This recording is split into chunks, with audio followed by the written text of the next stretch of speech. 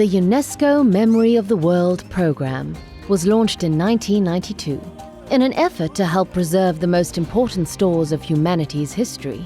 Items and archives nominated may be in any variety of forms, from manuscripts to audiovisual formats and oral traditions.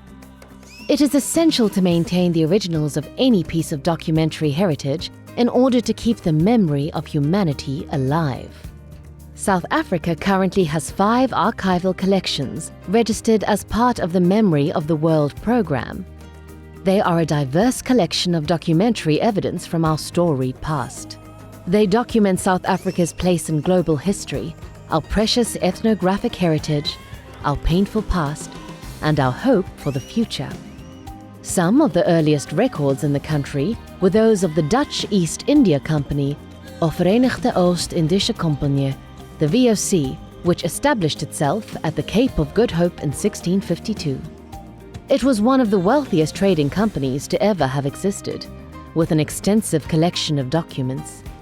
It is estimated that about 25 million pages of Dutch East India Company records lie in archives around the world, in The Hague, Chennai, Colombo, Jakarta, and Cape Town.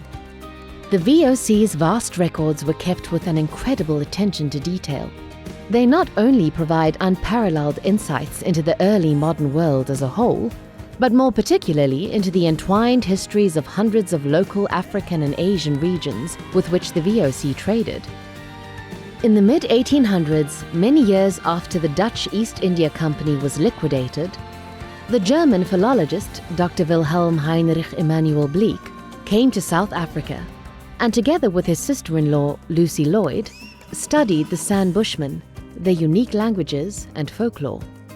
His daughter Dorothea Bleek, his sister-in-law, and his colleague George Stowe continued his work, amassing an enormous collection of notebooks, photographs, and paintings.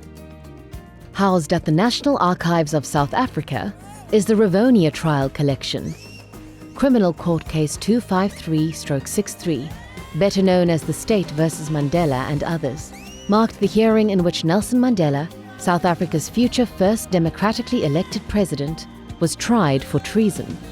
Mandela, a lawyer by training, took the large audience as an opportunity to proclaim the anti-apartheid goals of the ANC.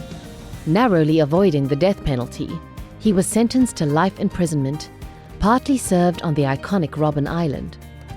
After 27 years, Mandela and other political prisoners were released. They would go on to shape the future democratic South Africa. The fight against apartheid took place across all levels of South African society and around the world.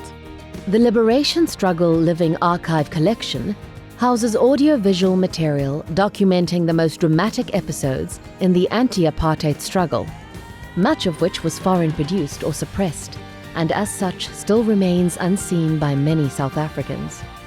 The struggle brought the apartheid government to the negotiating table, and in 1991, set against the backdrop of the Cold War's end, the Convention for a Democratic South Africa took place. The CODESA Multi-Party Negotiating Forum archives represent one of the major turning points in South African history, which resulted in the 1994 democratic elections. These archives have all been recognized by UNESCO as contributing significantly to the human story. Not only are the originals preserved for posterity, but much has already been digitized for greater public accessibility, allowing all to know and keep their history.